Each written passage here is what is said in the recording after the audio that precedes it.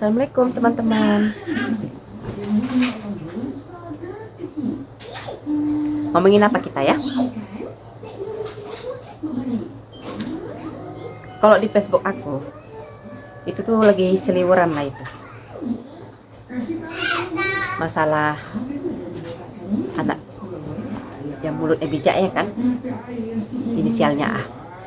Pakai inisial atau nama aja lah ya. Enggak terbiasa aku pakai inisial. Aku terus terang aja. Nama anak kita satu ini namanya Naara. Dia katanya kan bijak kali, ya kan? Mungkin bisa dibilang orang pun terlalu pintar ya.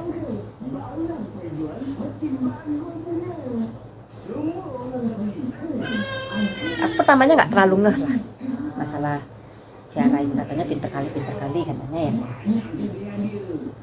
Cuman aku herannya gini, giliran ada berita katanya dia dihujat gara-gara dia ngasih barang-barang ke kawan-kawannya. Terus habis itu dimintanya lah orang tuanya bayari barang-barang tersebut. Aku terkejut, kok bisa gitu? Waktu dikasih tahu lah orang tuanya tentang tindakan si anak ini, ya orangnya cuma bilang namanya juga anak-anak. Aku pun kadang-kadang mengucapkan istilah itu, namanya juga anak-anak, tapi untuk kenakalan yang wajar. Tapi kalau misalnya anak aku udah mulai bandelnya, misalnya ngerebut mainan orang lain, itu aku marah.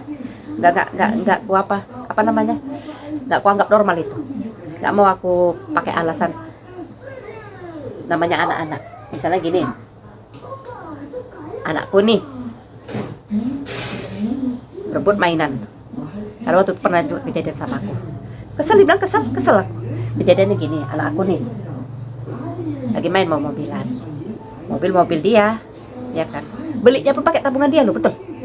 Anakku kecil-kecil udah aku ajarin lah sedikit nabung ya kan. Walaupun nggak banyak ya kan.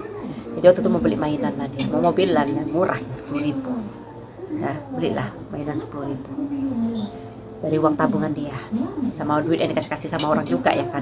Kadang kan minta ketemu uaknya, ketemu siapanya dikasih duit, dikumpul-kumpul lah dari situ. Pokoknya duit dia lah, dibelikannya lah mobil-mobilan. Datang kucuk-kucuk anak orang ya,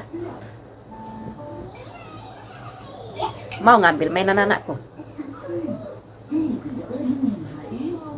pengen main itu juga. Anakku sebenarnya kasih dia, nggak pelit anakku, bukan aku muji anak sendiri, enggak. Lagi baik hati dia waktu itu kan, dikasih dia. Tapi kok muncul pelitnya juga, pelit juga sebenarnya ya kan. Tergantung mood hati dia juga ya kan. Tapi keseringan anakku ngalah ya. Paling kalau dia nggak terima nangis. Jadi mau diambil lah mainannya ini. Pertama dikasih lah sama dia, kasih main ya kan. Lama-lama anak ini makin menguasai. Elok si anak ini mau dibawanya pulang ke rumah. Nggak terima lah anakku. Posisi masih kecil lah anak umur 5-6 tahun. Sumuran gitu lah. Dah. Mau diambilnya mainan anakku. Datang mamanya. Pinjam dulu ya bang, ngalah dulu ya. Karena anakku lebih tua dari dia kan. Ngalah dulu ya bang ya, pinjam dulu mainannya untuk adik nanti dibalikin, katanya. Jujur aku gak suka didikan orang tua kayak gitu, karena mengajarkan sama anak-anaknya, ya udah nggak apa-apa kau pinjam aja, nanti dibalikin. Tapi tidak pernah mengajarkan anaknya, ini bukan barang kau, nggak boleh kau kuasai. Kalau orangnya si anak ini nggak ngasih, jangan kau paksa untuk mengambil mainan tersebut. Aku gituin anak aku. Kok sempat anak aku mau menguasai mainan anak orang ya kan. Terus dia mencak minta tuh ini. Aku tarik pulang anakku. Biar aja nangis dia. Aku biarkan nangis. Aku bangsa tipe mama yang tahan dengan suara tangisan anak-anak. Aku biarkan nangis sampai capek sendiri. Biarin orang bilang aku nggak membujuk, nggak apa-apa sama aku. Kalau aku tuh cara aku mendidik ya. Wajarkan sama anak aku. Jangan kau kuasai barang orang, kalau itu memang bukan barang kau. Jangan berusaha untuk menguasai barang orang. Nah, kalau begitu, terserahlah pandangan kalian didikan aku betul atau tidak ya kan. Tapi menurut aku, caraku itulah untuk mengajarkan anakku untuk tidak menguasai orang lain. Nah, samalah kayak kasus Naara ini ya kan. Waktu itu kan di acara TV itu sempat juga lah kayak ada permainan-permainan gitu sama anak di dua orang anak lainnya ya kan. Nah dari situ menurut penilaian netizen, aku nggak nonton itu, jujur nggak nonton aku. Hah? Ya, Nak? Apa itu? Apa itu? Tunggu bentar ya, We ya. Nah, lanjut. Katanya di permainan itu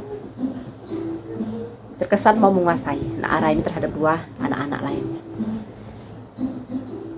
Aku kok kayak gitu, malas aku nonton videonya, nggak tega nengok siarannya loh, betul.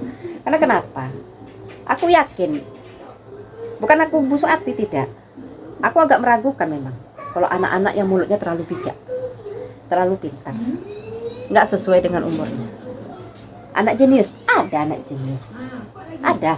Cuman kan itu bisa dibilang termasuk langka. Paling satu dari sekian, entah ribu, entah ratusan ribu, entah sejuta orang.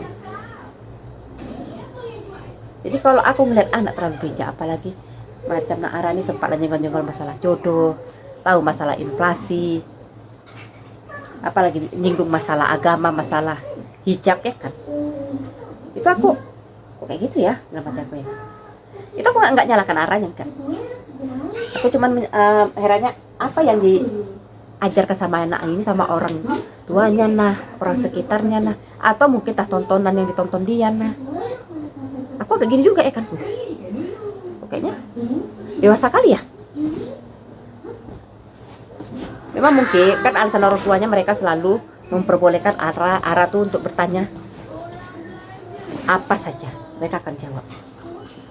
Tapi aku pribadi kok semua ditanya dijawab, gimana ya? Aku kok kurang setuju ya.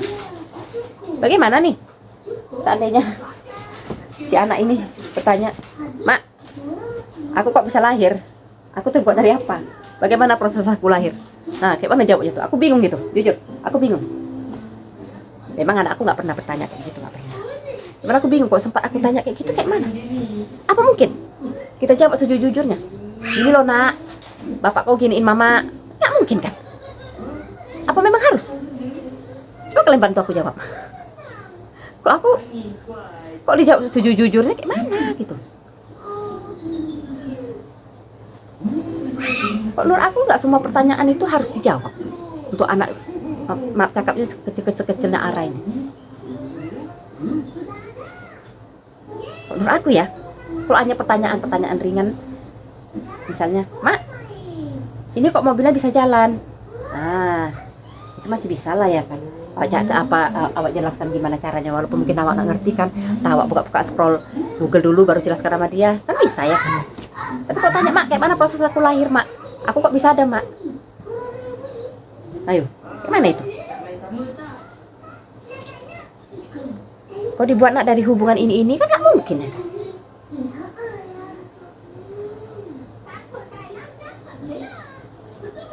Jadi kok dalam kasus Naara ini, aku nggak nyalakan anaknya, nggak salah anak.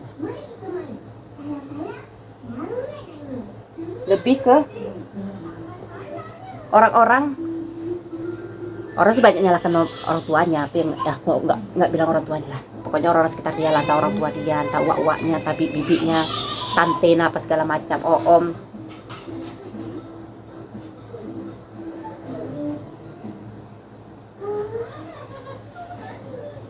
Kenapa sih arahnya kok kayaknya terlalu luas ilmu pengetahuan?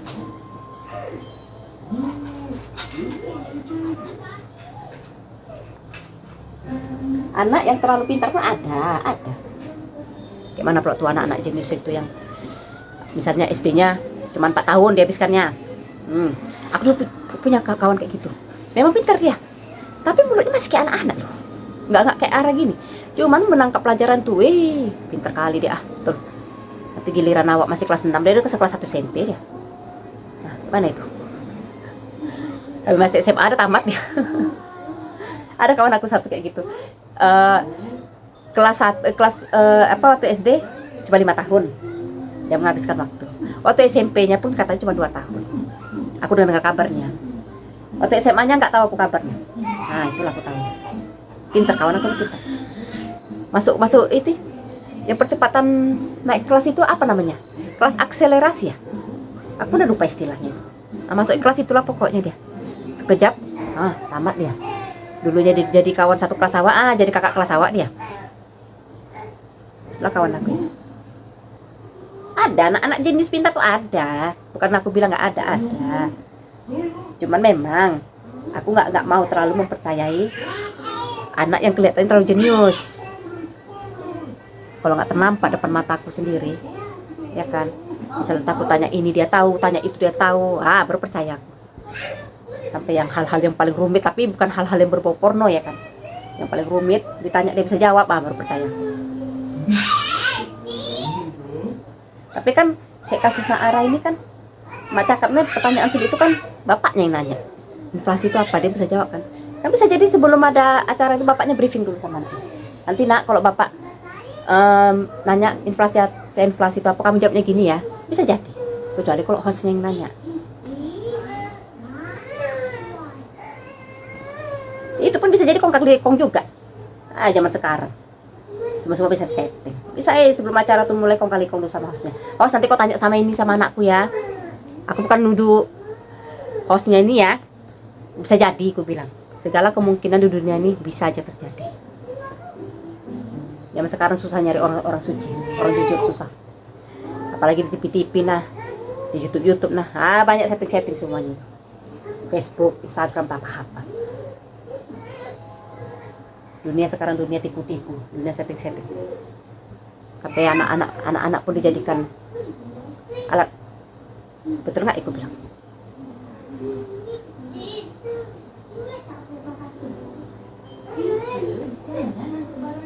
Aku suka anak bijak, tapi kok kebijakan kali nggak suka aku.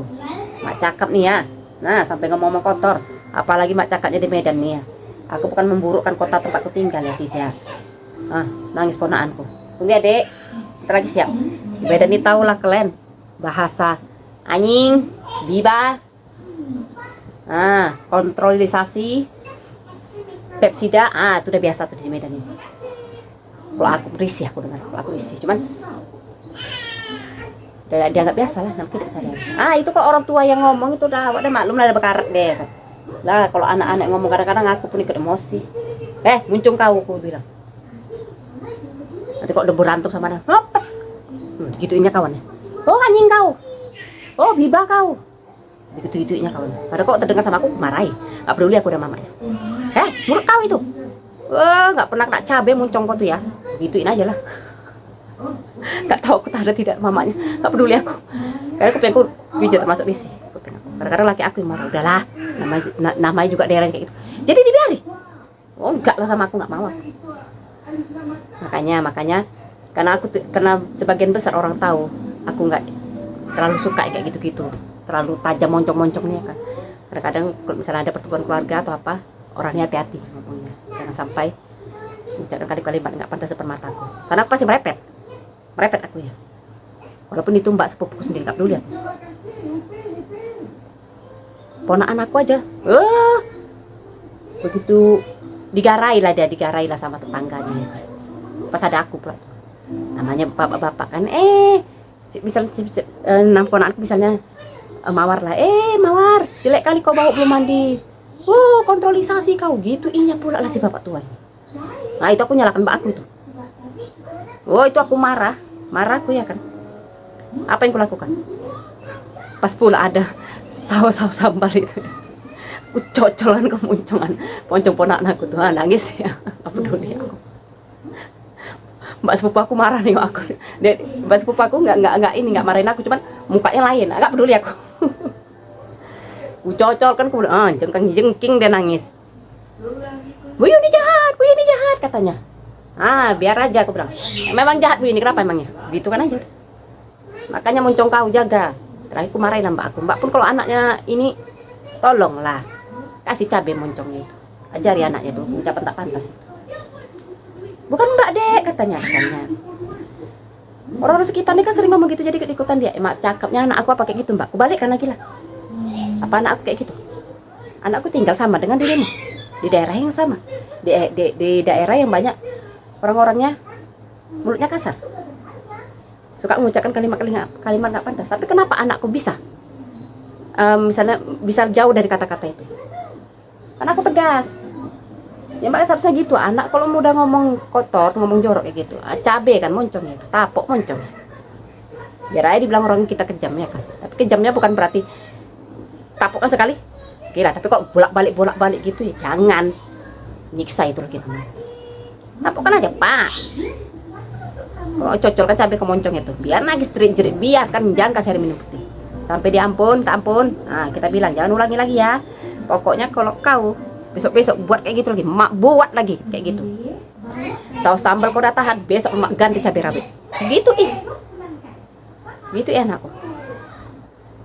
Kalau banyak mama sekitar rumahku menormalisasikan ucapan yang aku bilang tadi tuh, yang anjing biba itu, kalau aku nggak mau. Ibarat maaf cakap ini, kita tinggal di daerah orang pemakai narkoba, apa kita harus ikut juga kayak gitu? Tidak kan? Sama logikanya. Dekat daerah rumahku pun banyak orang ngomong jorok, apa aku harus ikut juga ngomong jorok? Kayak nggak gitu konsep. Balik lagi ke pribadi kita masing-masing.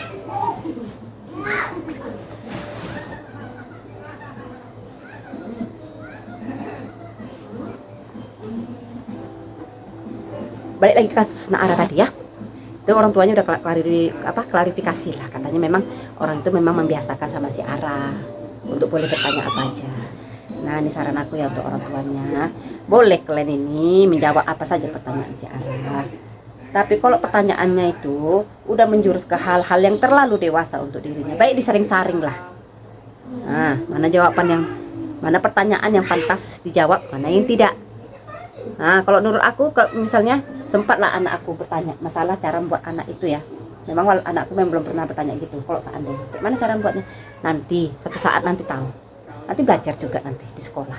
Aku gitu aja, nggak mau aku menjelaskannya, malu aku ya, izin aku. Udah lah ya, udah siap aku lipat-lipat pakaian. Aku mau jaga ponakanku dulu. Ponakan aku yang jaga yang paling kecil ini. Karena abangnya sakit. Jadi mamanya kan adik kandung aku. Si Ririn itu. Jagalah di rumah sakit. Lakinya kerja. Siapa yang mau jaga? Aku mau kerja juga, cuman sebenarnya neneknya bisa jaga, cuman kan awak pengertian lah ya kan. Ya namanya nenek seberapa kuat menjaga anak-anaknya. Makanya kalau ini pas aku buat videonya pas aku lagi lagi libur. Apa spray udah sini anak kau biar aku jaga. Tapi kalau aku kerja juga, ini posisinya ponakan aku tuh yang abangannya ini udah berseminggu loh di rumah sakit. Jadi tunggu dek. Jadi kalau aku kerja, kami titip kalau terpaksa sama neneknya. Sampai aku pulang kerja jam 2, aku ambil, aku yang jaga sampai malam. Namanya hidup bulan puasa ada aja cobaannya ya kan. Tapi bagaimana lagi? Nah, manusia. Jalani aja ya kan. Gak usah ngeluh capek. Yo, dadah ngamuk dah. Dadah ya. Assalamualaikum.